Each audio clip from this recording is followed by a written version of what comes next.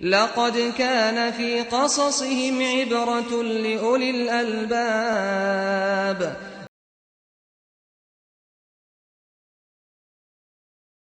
الحمد للہ والصلاة والسلام علی رسول اللہ وعلی آلہ وصحبہ ومن والہ۔ محترم بھائیو، السلام علیکم ورحمۃ اللہ وبرکاتہ۔ قرآنی قصوں میں سے ایک قصہ ہے جو سورہ کہف میں بیان کیا گیا ہے، دو باغ والے کا قصہ۔ کسی زمانے کا واقعہ ہے، دو لوگ تھے، ایک مسلمان تھا اور ایک کافر تھا۔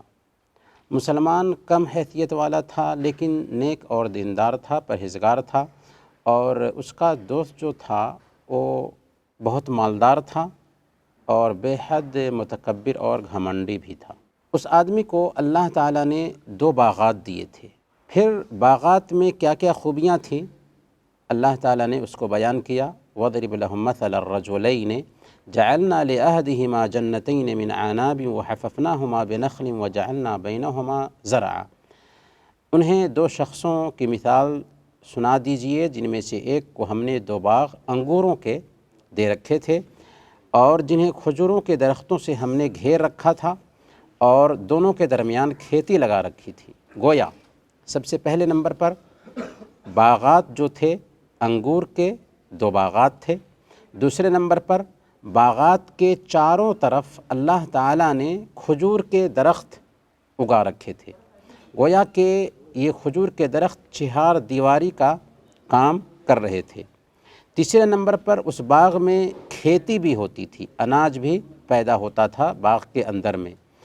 چوتھے نمبر پر وہ باغ جو تھا بہت پھل دینے والا باغ تھا، اور پانچویں نمبر پر ان باغوں کے درمیان اللہ تعالیٰ نے ایک نہر بھی جاری کر دی تھی، یعنی ہر طرح کی سہولت رکھنے والا باغ تھا، جس سے بندہ بہت خوشحال تھا اور بہت ہی اچھی زندگی گزار رہا تھا۔ لیکن بندے میں خرابی کیا تھی؟ بندے میں گھمنڈ تھا، تکبر تھا۔ وہ یہ سمجھتا تھا کہ جو کچھ بھی ملا ہے میری صلاحیت کی بنیاد پر ملا ہے۔ ایک دن بندے نے اپنے اس ساتھی کو اپنا باغ دکھاتے ہوئے اور اطراحت کا مظاہرہ کرتے ہوئے کیا کہنا شروع کیا؟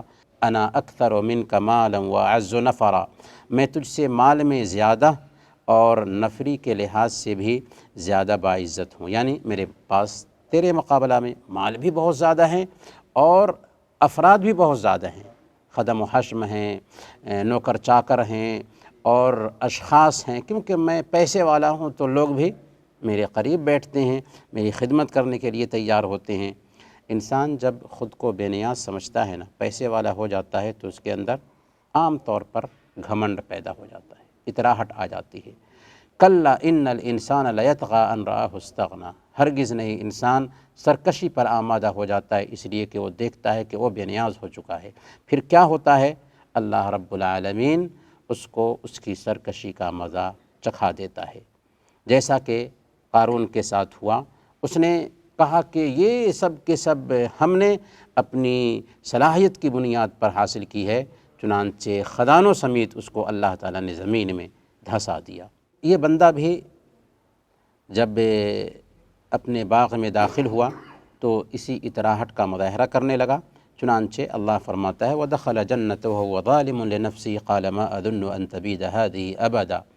وہ اپنے باغ میں اس حال میں داخل ہوا کہ وہ اپنی جان پر ظلم کرنے والا تھا، کہا کہ میں گمان نہیں کرتا کہ یہ کبھی برباد ہوگا۔ وَمَا أَظُنُّ السَّاعَةَ قَائِمَةً وَلَئِن رُدِدتُّ إِلَىٰ رَبِّي لَأَجِدَنَّ خَيْرًا مِنْهَا مُنْقَلَبًا۔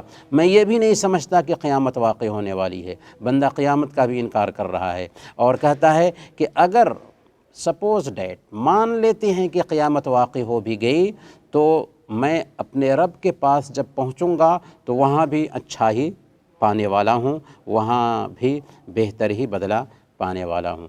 یعنی ایک انسان کو جب پیسے ملتے ہیں تو یہ سمجھتا ہے کہ یہ پیسے اس لیے ملے ہیں کہ رب ہم سے خوش ہے۔ اَيَحْسَبُونَ أَنَّمَا نُمِدُّهُم بِهِ مِن مَالٍ وَبَنِينَ نُسَارِعُ لَهُمْ فِي الْخَيْرَاتِ بَل لَّا يَشْعُرُونَ، کیا یہ سمجھتے ہیں کہ ہم ان کو مال دے رہے ہیں، اولاد سے مالا مال کر رہے ہیں تو اس لیے کہ بھلائیاں دینے میں ہم جلدی کر رہے ہیں، بلکہ یہ سمجھتے نہیں ہیں۔ دوست جو اس کا تھا نہایت ہی دیندار تھا، خیر خواہ تھا اور نہایت ہی نیک انسان تھا، جو اپنے دوست کی بھلائی چاہنے والا تھا، اور حقیقی معنوں میں صحیح دوست وہی ہوتا ہے جو اپنے دوست کو خرابی میں دیکھے، اپنے دوست کو غلط راستے پر دیکھے تو اس کو سمجھائے۔ چنانچہ دوست کی خیرخواہی کرتے ہوئے اس نے کہا، قال له صاحبه وهو يحاوره اکفرت بالذی خلقك من تراب ثم من نطفة ثم سواك رجلا، کیا تو اس معبود سے کفر کرتا ہے جس نے تجھے مٹی سے پیدا کیا، یعنی تمہارے باپ آدم کو مٹی سے پیدا کیا، پھر نطفے سے تجھے پورا انسان بنایا۔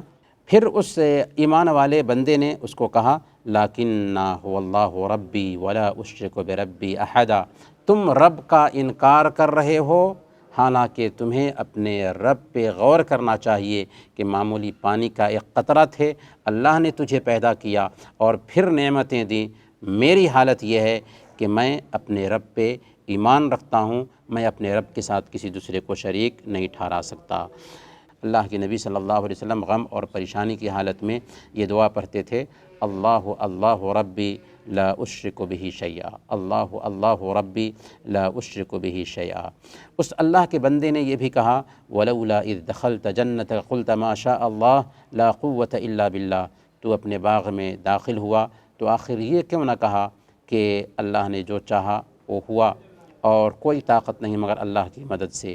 یعنی ایک بندے کو اگر کوئی اچھی چیز بھاتی ہے، کوئی چیز اچھی لگتی ہے تو اس وقت کیا کہنا چاہیے؟ ماشاء اللہ تبارک اللہ، لا حول ولا قوت الا باللہ۔ اس اللہ کے بندے نے یہ بھی فرمایا، ان ترنی انا اقل منک مالا وولدا، سن لو اگر تو مجھے مال اور اولاد میں کم دیکھ رہا ہے، یعنی اپنے آپ کو بہتر ثابت کر رہا ہے اور یہ کہہ رہا ہے کہ میں تجھ سے مال میں بہتر ہوں، اولاد میں بہتر ہوں، افراد میں بہتر ہوں، یاد رکھو فعسى ربی ان یؤتینی خیرا من جنتک ویرسل علیہا حسبانا من السماء فتصبح سعیدا زلقا، بہت ممکن ہے کہ میرا رب مجھے تیرے اس باغ سے بھی بہتر چیز عطا فرمائے، بہت ممکن ہے کہ اللہ تعالیٰ تیرے باغ سے بہتر باغ مجھے عطا فرما دے اور اس باغ پر آسمانی عذاب بھیج دے اور یہ چٹیل اور صاف میدان بن جائے، یعنی اللہ تعالیٰ آفت بھیج دے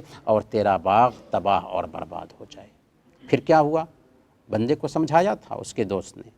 حقیقت یہ ہے کہ اس بندے کو نصیحت حاصل کرنا چاہیے تھا اور اپنی شرارت سے باز آ جانا چاہیے تھا، رب کو یاد کرنا چاہیے تھا اور رب نے یہ جو نعمت دی تھی اس نعمت کا شکر گزار بننا چاہیے تھا، لیکن وہ اطراحٹ میں قائم رہا۔ تب کیا ہوا؟ وَأُحِيطَ بِثَمَرِهِ فَأَصْبَحَ يُقَلِّبُ كَفَّيْهِ عَلَى مَا أَنفَقَ فِيهَا وَهِيَ خَاوِيَةٌ عَلَى عُرُوشِهَا، اس کے سارے پھل گھیر لیے گئے، وہ اپنے اس خرچ پر جو اس نے اس میں کیا تھا ہاتھ ملنے لگا، افسوس کرنے لگا کہ اتنا سارا ہم نے خرچ کیا تھا اور سارا پھل تباہ اور برباد ہو گیا۔ باغ اوندھا الٹا پڑا ہوا تھا، سارا باغ تباہ اور برباد ہو گیا تھا کیونکہ اللہ نے آفت بھیج دی تھی۔ اب کیا کہہ رہا ہے؟ وَيَقُولُ يَا لَيْتَنِي لَمْ أُشْرِكْ بِرَبِّي أَحَدًا، کاش کہ میں اپنے رب کے ساتھ کسی دوسرے کو شریک نہ ٹھہرایا ہوتا۔ لیکن پھر کاہے کو پچھتاوا جب چڑیا چگ گئی کھیت۔ ایک بندے کو ہوش کے ناخن لینا چاہیے اس وقت جب کہ اس کو موقع تھا۔ اللہ نے اخیر میں بیان فرمایا، وَلَمْ تَكُنْ لَهُ فِئَةٌ يَنْصُرُونَهُ مِن دُونِ اللَّهِ وَمَا كَانَ مُنتَصِرًا، کوئی اس کی حمایت میں ایسی جماعت نہ آئی جو اس کی مدد کرے اور نہ وہ خود بدلہ لینے والا بن سکا۔ ایسے لوگ جو ارب پتی اور کھرب پتی ہوتے ہیں اپنی دولت پر اتراتے ہیں اور کہتے ہیں کہ ہم تو افراد والے ہیں، لیکن اللہ کا عذاب آتا ہے تو دولت بھی جاتی ہے، افراد بھی کام نہیں آتے۔ اس قصے میں سب سے اہم سبق یہ ہے کہ اگر اللہ تعالیٰ نے ہمیں نعمت دی ہے، نعمت جیسی بھی ہو، اگر وہ نعمت ہے تو یاد رکھیں کہ وہ نعمت آزمائش ہوتی ہے۔ اللہ رب العالمین دے کر کے بھی آزماتا ہے اور چھین کر کے بھی آزماتا ہے۔ دے کر کے آزماتا ہے کہ بندہ شکر ادا کرتا ہے یا نہیں، چھین کر کے آزماتا ہے کہ بندہ صبر کرتا ہے یا نہیں۔ اسی لیے حضرت سلیمان علیہ السلام نے ملکہ بلقیس کے عرش کو پلک جھپکتے ہی اپنے سامنے دیکھا تو کیا کہا؟